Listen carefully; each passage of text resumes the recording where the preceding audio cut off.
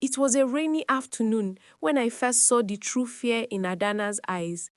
I had always noticed her, the quiet girl who stayed behind long after everyone else had gone home. She would sit in the classroom, her face buried in books, always alone. I used to think she just loved reading, or maybe she didn't want to go home to face distractions, or maybe she was waiting for someone. But it wasn't until that day that I saw the truth. That afternoon, the bell rang and all the students rushed out, eager to get home before the rain got worse. But Adonna didn't move. She lingered by the gate, looking out at the heavy rain, her small figure barely visible in the storm. I walked over to her, curious as always. Adana, why are you still here? I asked, noticing that everyone else had left. She turned to me with a look of panic in her eyes. She looked almost like a trapped animal, her hands nervously clutching her books.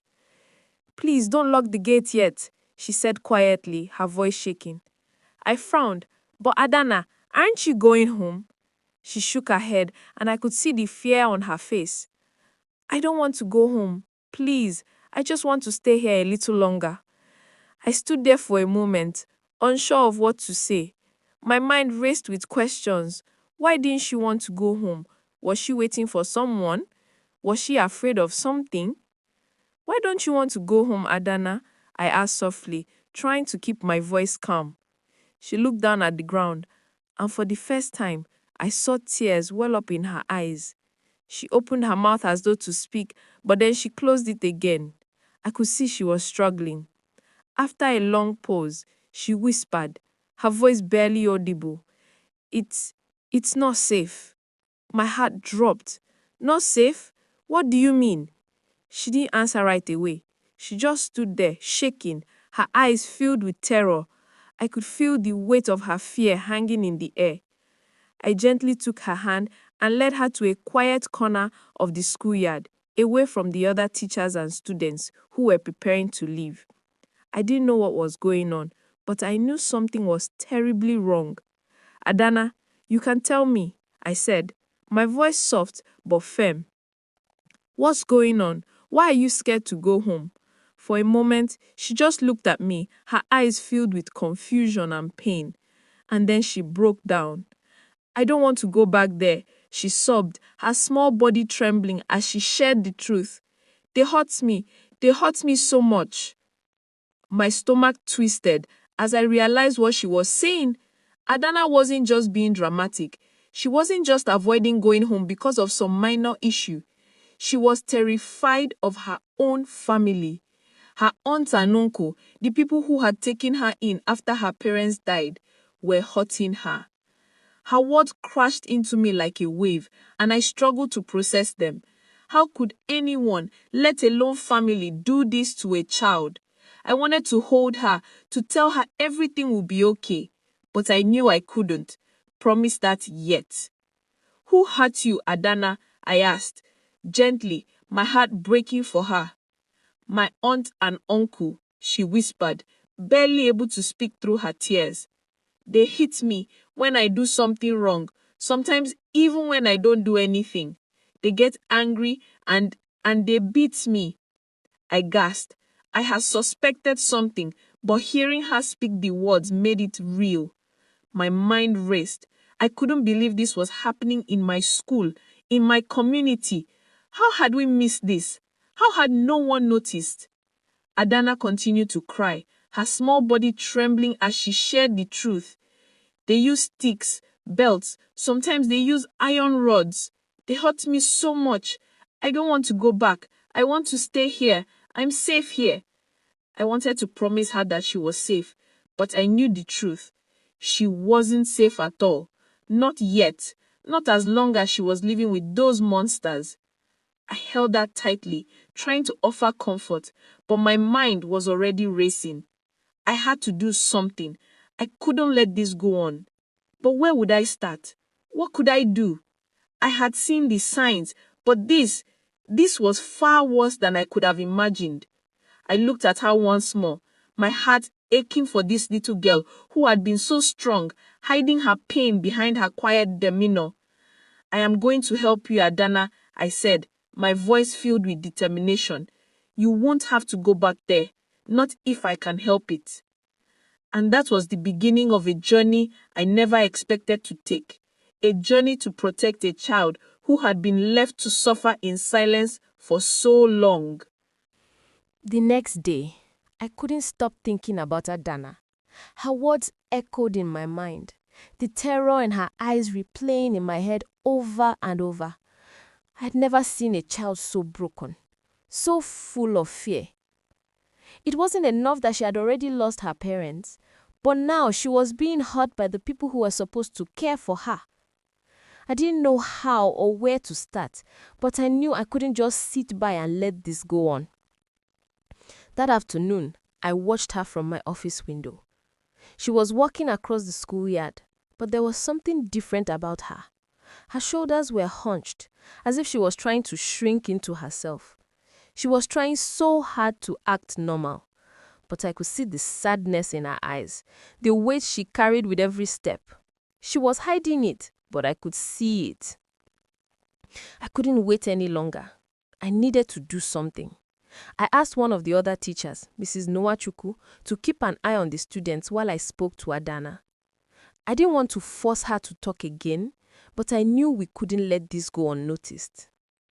I found her sitting under the big tree by the school's back gate, the same place she always went when she stayed behind after school. She was staring at the ground, her books scattered around her like a shield, as if they could protect her from the world. I approached slowly, not wanting to startle her. I sat next to her, watching the rain that was now lightly falling, the sky darkening as the storm continued. The silence between us was heavy, but I didn't want to rush her. She had already shared so much. I needed to give her space. After a long pause, she finally spoke. Her voice was barely above a whisper, but I could hear the desperation in her words. I don't want to go back there. I don't want to go back to them. I turned to her, feeling the weight of her pain. I said, Adana, you don't have to go back. We can find a way to keep you safe. But I need you to tell me everything. I need to know what's been happening. She looked up at me then, her eyes wide and filled with fear, as if she was afraid of saying too much. But she finally nodded, as if the words were too much to keep inside any longer. She told me about the beatings, about the nights she would lay in bed listening for her aunt or uncle's footsteps, praying they wouldn't come to her room. She told me about the burns from the hot iron rods, how her uncle would use them to punish her when she didn't do something right. The bruises were hidden under her clothes, but I could see the pain in her every time she shifted. And then as she spoke, I saw the truth that had been hidden behind her quiet demeanor all this time.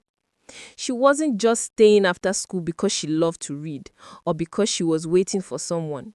She was staying because this was the only place she felt safe. School was her refuge, the one place where she didn't have to fear the next blow or the next harsh word. I couldn't hold back my tears anymore. My heart broke for this child who had been living in silence, carrying a body no child should ever have to bear.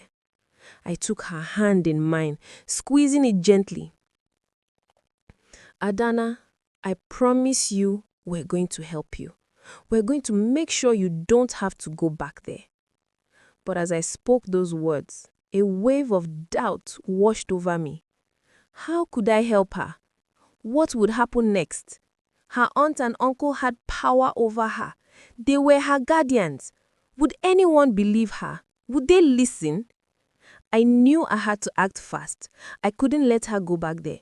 But the road ahead was uncertain, and I had no idea how to navigate the system that would be her only hope for safety. All I knew was that I couldn't let Adana slip through the cracks, not after everything she had been through. And so, I made a promise to myself and to her that I would fight for her. I would make sure she was safe no matter what it took. The next few days were a blur of worry and action. I couldn't stop thinking about Adana. Her story weighed heavily on me, but I couldn't let myself fall into despair. I had made a promise to her, and I intended to keep it. But the more I thought about it, the more complicated the situation seemed. Her aunt and uncle had legal custody of her, and they had the power to stop any efforts to help her. Would social services even act quickly enough? Would anyone listen? I knew I had to take action immediately, but I didn't know where to begin. I spent hours researching the best way to approach this.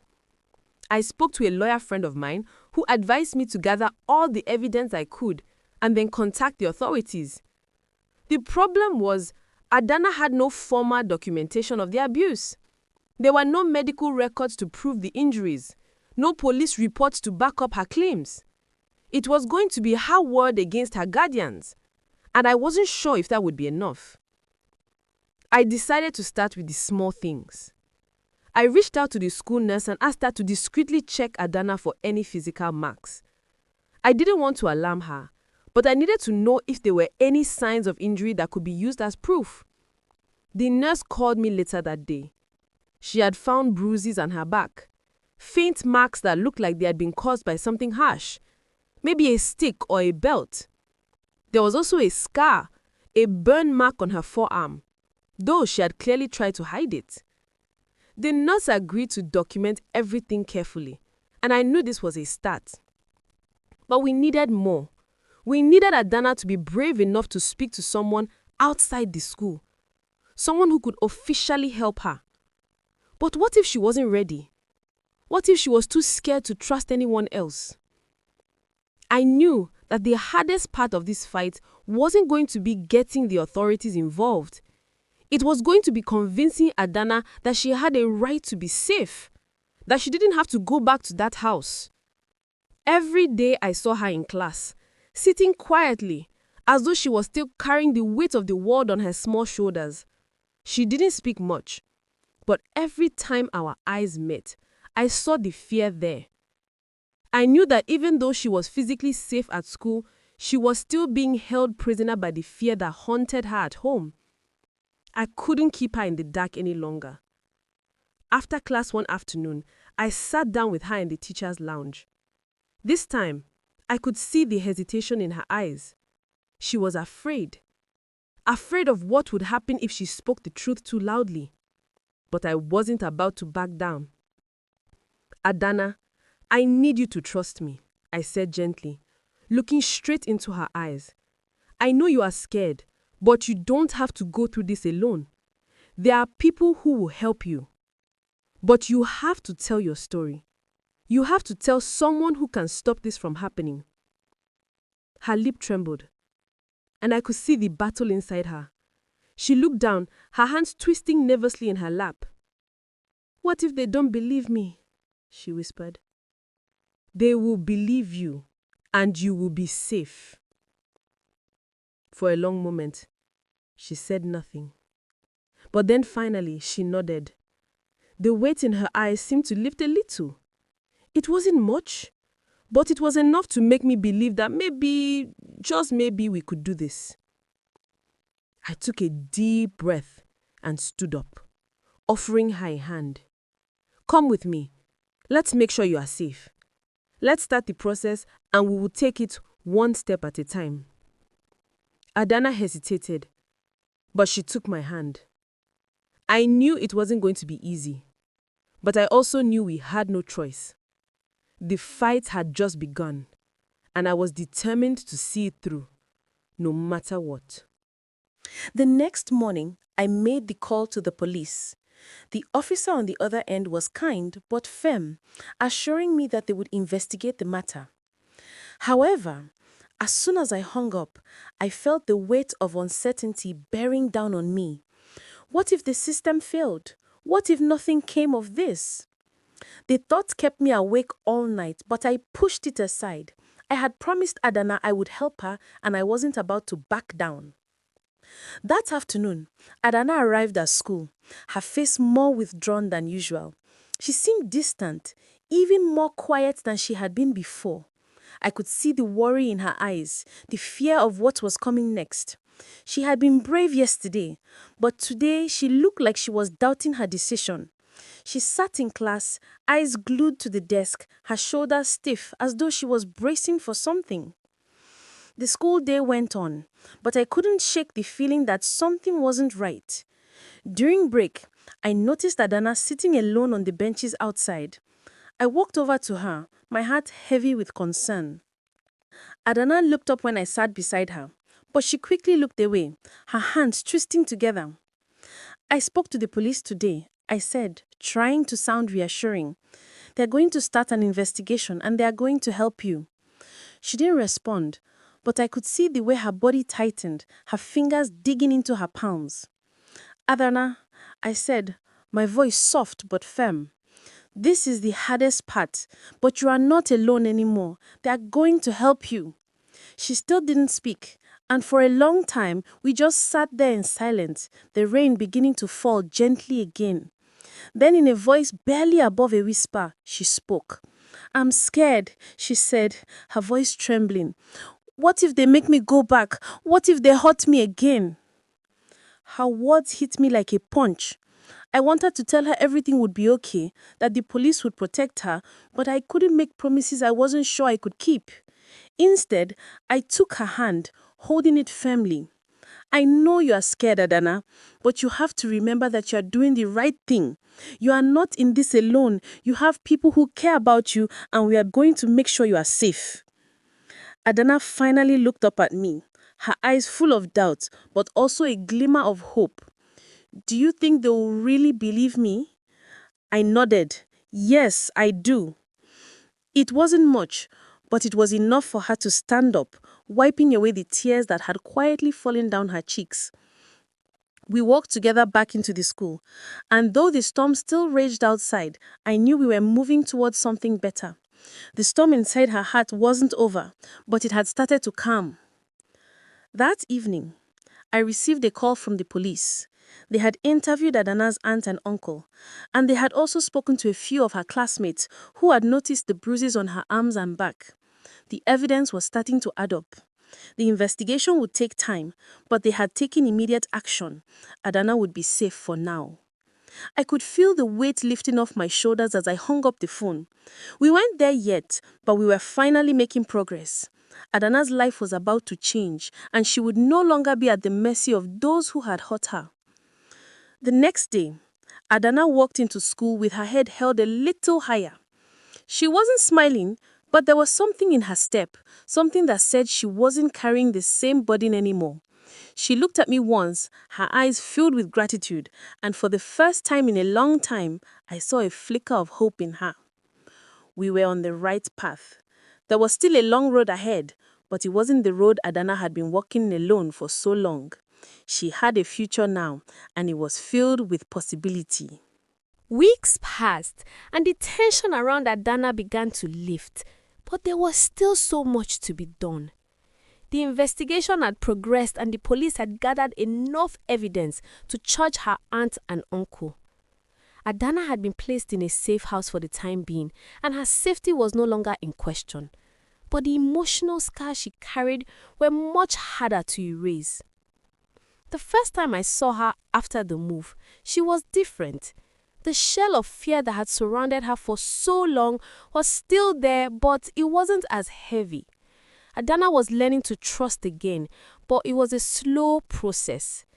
Every time I visited her, I saw glimpses of the girl she had been before the abuse. A child who still had dreams, who still believed in hope, even if it was a flickering light. One afternoon, I sat with her in the small room they had given her in the safe house. The walls were bare, but there was a small window where the light streamed in, casting shadows on the floor. Adana had been quiet for a while, just staring out the window. I knew she was still processing everything, still trying to make sense of the world she had been thrust into. "How are you feeling?" I asked gently, knowing it was a question she probably didn't have an answer to. She shrugged, her eyes not leaving the window. She said, "I don't know. Sometimes I feel like it's all a dream, like any minute I'll wake up and be back there." Her words hurt me, But I understood. After everything she had been through, it was hard for her to believe that the nightmare was really over. She had lived with fear for so long, it was hard to imagine a life without it. Do you ever think about what you want to do now? I asked, trying to shift the conversation towards something more hopeful. She looked at me then, and for the first time in a long time, I saw a small spark of determination in her eyes. I want to be a teacher, she said, her voice more confident. I want to help other kids who feel like I did. I want to be someone who makes them feel safe, the way you did for me. I smiled, my heart swelling with pride. I think you'd be an amazing teacher, Adana. The road to healing was going to be long, and there were days she doubted herself, days when the weight of her past tried to pull her back into the darkness. But there were also days when she surprised herself, days when she laughed, when she looked forward to the future instead of fearing it. As time went on, Adana began to open up more. She attended therapy sessions, something she had never thought she needed before. With each session, the layers of pain and fear began to peel away. She made new friends in the safe house, people who had gone through similar experiences and understood her in ways I never could. Her aunt and uncle were convicted, and Adana's legal guardianship was transferred to a loving foster family who had been waiting for a child just like her. The family was kind and patient, understanding the trauma Adana had experienced and helping her heal at her own pace. It wasn't perfect, but it was a start to a future where she could live free from fear.